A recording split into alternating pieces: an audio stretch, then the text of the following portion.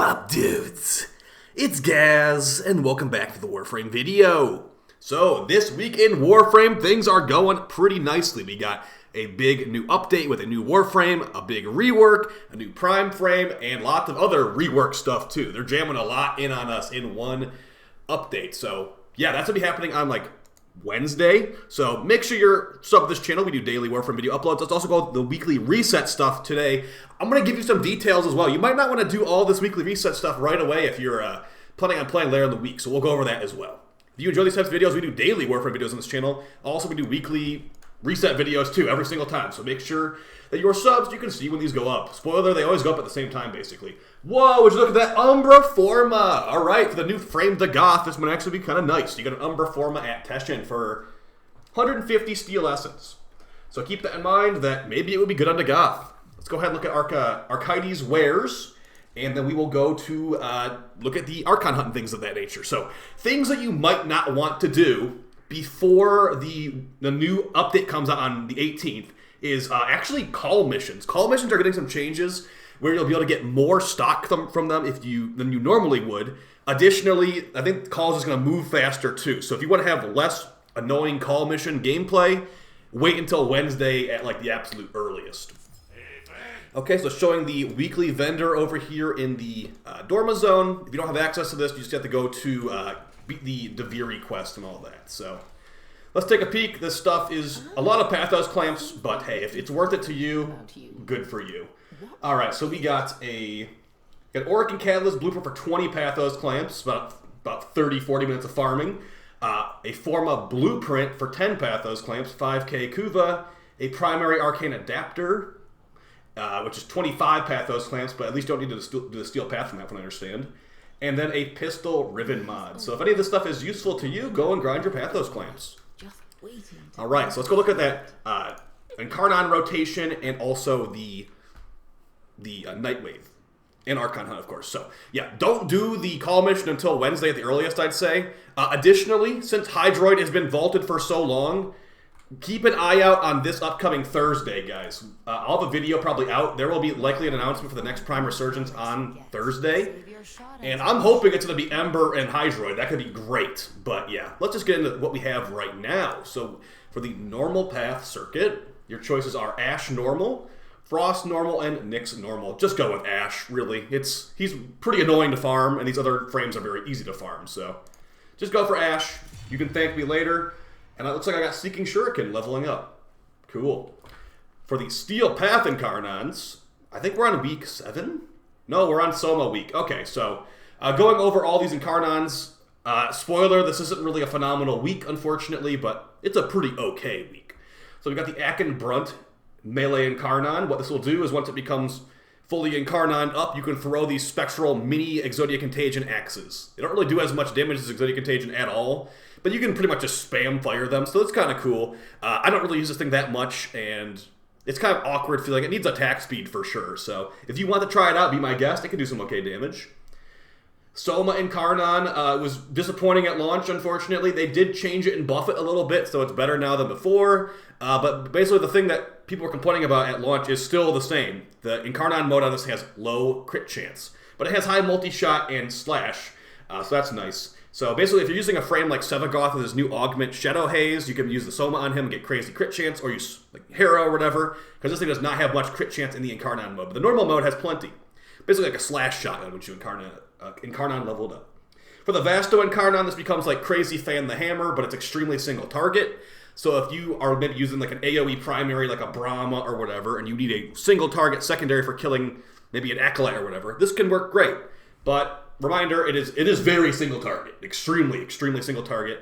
You will also be using Death Trap Trigger on this thing, likely. So you'll be switching from your primary to your secondary for a big damage, or a big crit buff, and then you'll swap back. So it's a lot of swapping back and forth. It's very single target, but it does good damage. So if you were looking for a single target pistol that can mow down a single enemy, obviously, then go for this. For the Nami Solo Incarnon, I finally leveled this up. It's okay. It's okay. The Incarnon form gives it more range. And this thing is a pretty powerful slash machete with good stats. So if you're looking for like a kind of generic melee weapon that has really far range and good slash stats, you can for sure go for this. There's only one Nami Solo in the game. There's no Nami Solo Prime. There's a Nami Skyla Prime. But yeah, no Nami Solo Prime.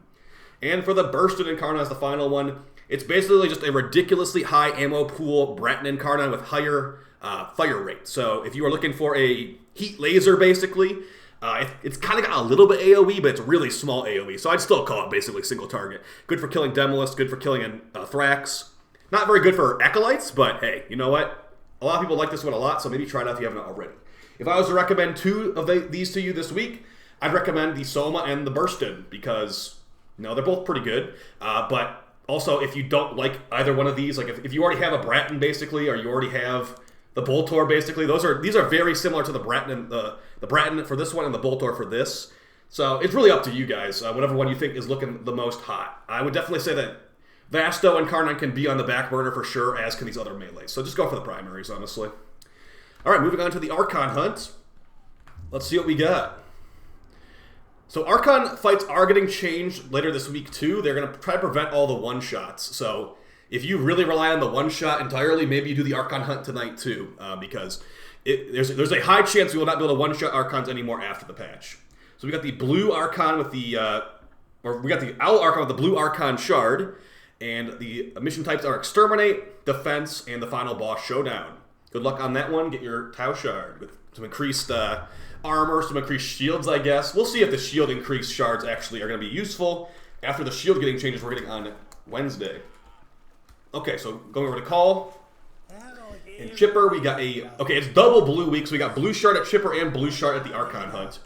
And if you've done every Kahl mission ever, which I doubt many people have done at this point, we have Deathless, complete the mission without dying or becoming veiled, remove 5 veils using the Veil Breaker, find and confiscate 4 K-Drive parts, find the Chipper's toolbox, kill 20 enemies, and find Pazul, destroy 3 Pazul Axums. As stated earlier, I'm not going to be doing this until the update comes out, because there will be new caches with extra stock hidden in the mission. Good luck. And we'll probably have a video on that a couple days afterwards. I'm not really going to call that an important thing to put a video out on right away, Kahl mission changes, but hey, you know what, we'll see. Alright, so for the Nightwave this week, we got Eximus Eliminator, kill 30 Eximus, collect 15 Vohm or Phos residue in the Cambion Drift, complete 3 spy missions of any type, complete 3 rescue missions, unlock 4 Dragon Key vaults on Daimos, so like Decaying Dragon Key. By the way, guys, unequip the Decaying Dragon Key right now. Kill 1,000 enemies on the Steel Path, and complete a defense mission reaching at least wave 20. The reason I should say take the Decaying Dragon Key off is that it will massively nerf your shield getting after the patch goes out. For your Nightwave store, evergreen stuff, we got the Anaros Anubis helmet, my favorite Anaros helmet. We have helmets, for sure. These are definitely some helmets right here. And we got some good, we've got some really good aura mods. We got Corrosive Projection, Enemy Radar, Steel Charge, and Rifle Amp. I would say get Corrosive Projection, Enemy Radar, and actually no, I take it back. Don't get Enemy Radar, because we're actually getting Enemy Radar built into our characters by default on the 18th. So maybe don't pick this one up. Why do I have 23 copies of this? So get Corrosive Projection and get Steel Charge. Enemy Radar will definitely not be as important as a aura mod at all going forward. And Rifle Amp is kind of a weak aura mod at the end of the day. For your Mastery Fodder stuff, we got the Heat Sword Blueprint and the Heat Dagger Blueprint. And for your Augment mods down here, you got Skull Shot to the Viper, Deceptive Bond for Loki, and Double Tap to the Latron. So if you want to get your Latron, try this mod out, feel free.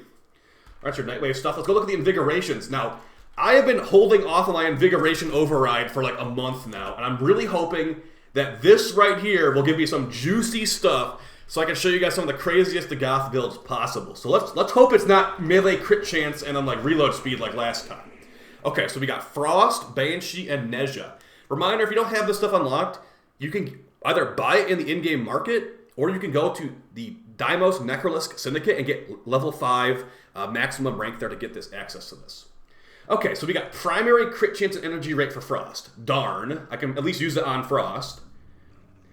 Jump, resets, and melee crit chance on Banshee. This is not looking good. Please, Nezha, give me the most amazing Invigoration.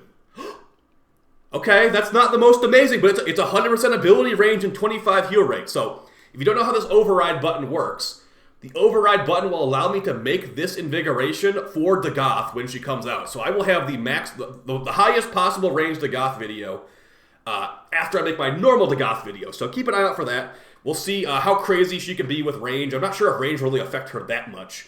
But hey, it can at least make the debuff of her 2 spread a lot further. So keep an eye out for that video. Heal rate's not really doing much. These other Invigorations are really boring. So I will see you guys in the next video. Appreciate all the support. I'll be on stream very soon doing some of this weekly reset stuff. I definitely am not going to be doing the kahl mission tonight because I want to see how it changes. All right, I'll see you with another video tomorrow as well if you don't come to the stream tonight. And yeah, lots of Abyss of the Goth coverage on this channel. Thank you so much for the support, guys. Take it easy. Bye.